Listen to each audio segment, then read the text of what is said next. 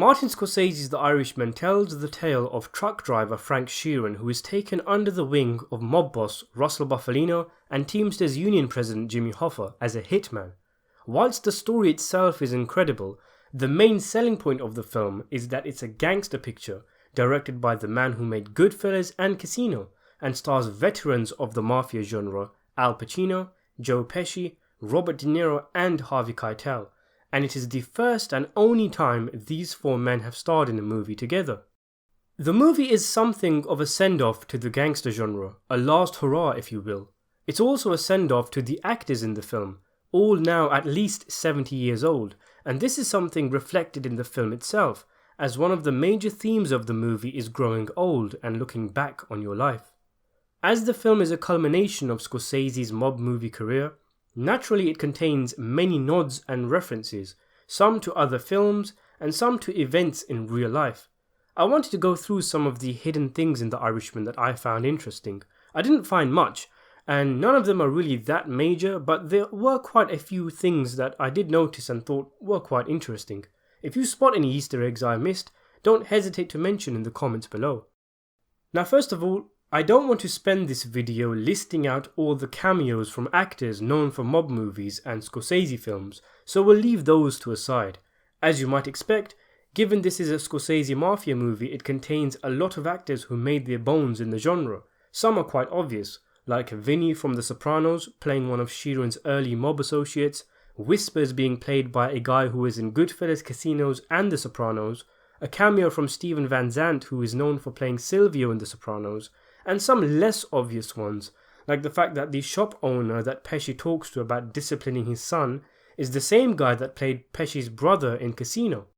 Or that Craig Vincent, the guy who played Ed Partin who sends Hoffa to jail by wearing a wire, is the same guy who played the cowboy who refused to take his feet off in the table in Casino.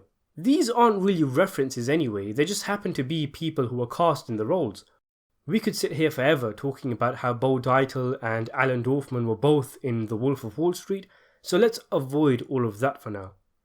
So some of the things I found interesting were, one where, if you look carefully, you'll notice what I picked up on my second viewing of the film, which is that, oh spoiler alert by the way, the Jimmy Hoffa hit, which the entire movie is centered around, is actually shown in the first 3 minutes or so of the film.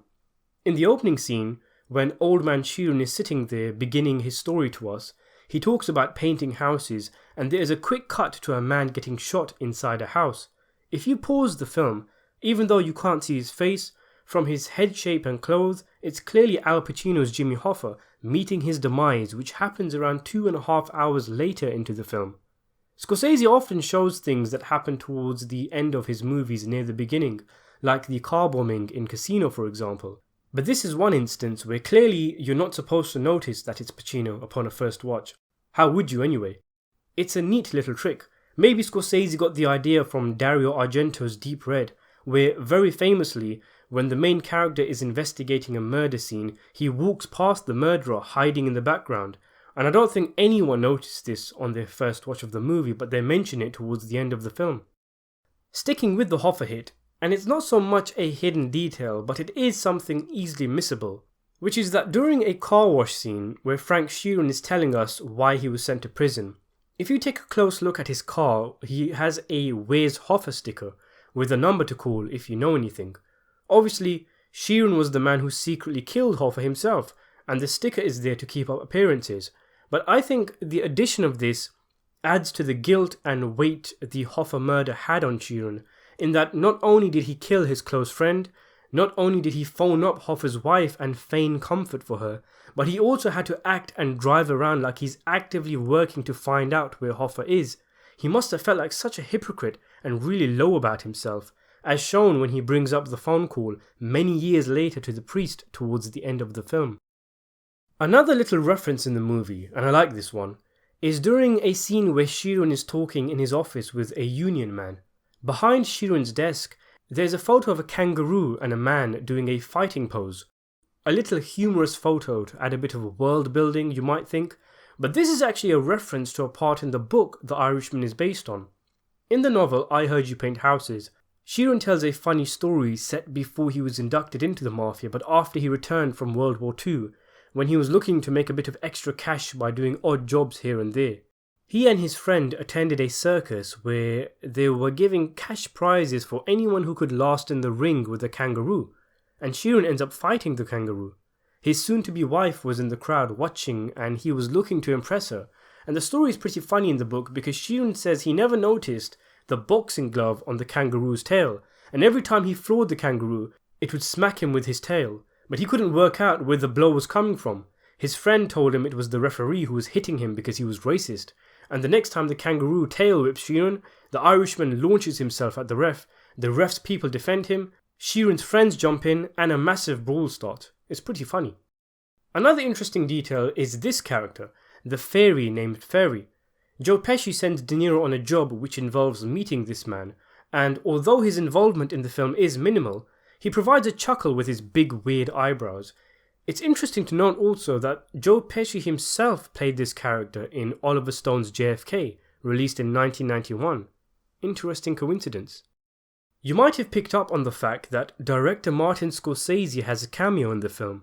It's something he often does, having been in the likes of Taxi Driver, The King of Comedy, Hugo, amongst numerous other films of his own.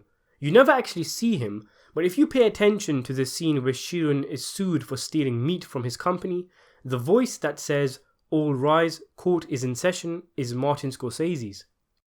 The next one is very easy to miss, but during the "You're late" confrontation between Jimmy Hoffa and Tony Pro, Hoffa has a green bottle next to him. If you read what it says Canada Dry. Ring any bells? Well, near the beginning of the movie, just after Sheeran escapes punishment in court for the meat incidents, when he meets Russell Bufalino again in the restaurant, the lawyer Bill Bufalino tells him that Russell used to work as a mechanic at the Canada Dry Bottling Company. This small detail probably has an in-universe explanation too, as seeing as though Russell was a mob boss, no doubt he had some racket going on with regards to the company he used to work for, maybe getting drinks for free, and that's why these guys are drinking from Canada Dry bottles. Here's another one. When De Niro's truck breaks down and he's stuck outside a place called Stuckey's. Yeah. Anyway, this character, Alan Dorfman, he is the guy who controls the Teamsters pension fund for Jimmy Hoffa in the film. In his first scene, a freeze frame pops up telling us that he was shot 8 times in a parking lot in real life. Though the death is not shown in the film, in a way it is shown in another Scorsese gangster movie. In Casino, the character of Andy Stone is one who is prominent in the underworld workings of the casino.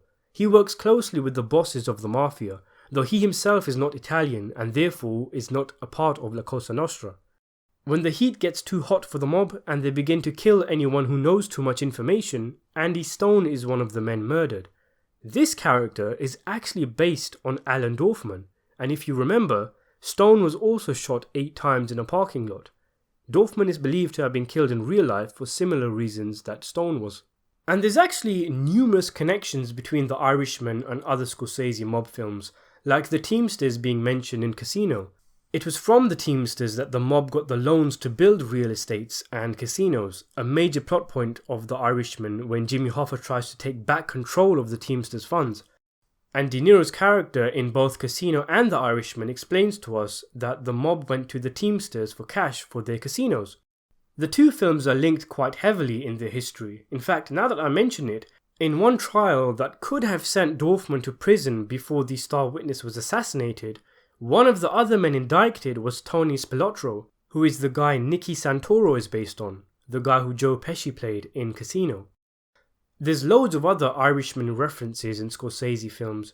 Crazy Joe Gallo, a character in The Irishman, is actually mentioned in Goodfellas during a Henry Hill voiceover. And funnily enough, in De Niro's first scene in Goodfellas, he refers to himself as the Irishman when he says, "The Irishman is here to steal all your guinea's money." Another one, and I'm guessing that most people know this, is that the character who Jim Norton plays in The Irishman, the comedian, is Don Rickles. Rickles really did perform during Gallo's birthday. Apparently the jokes he tells in the film are the same ones he told on that night, and he is said to have been invited to Umberto's clam house by Gallo, where Gallo would later be murdered, but Rickles turned down the offer. Anyway, as I'm sure most know, the real Don Rickles was very close to De Niro and Scorsese cast him as the casino manager in Casino, where he had a prominent but not a very talkative role. And finally, again, one that I imagine most know anyway, is something I found a little amusing, which is that Crazy Joe Gallo, just after he disrespects Russell Bufalino and is ushered away by Frank Sheeran, says to Sheeran, "Rickles is the only one who can make jokes." Gallo is played by Sebastian Maniscalco, who, of course, in real life, is a comedian. So I hope you enjoyed these. I know some of them are very obvious, but I think there's quite a few good ones. If you found any that I missed, let me know in the comments below, and thanks for watching.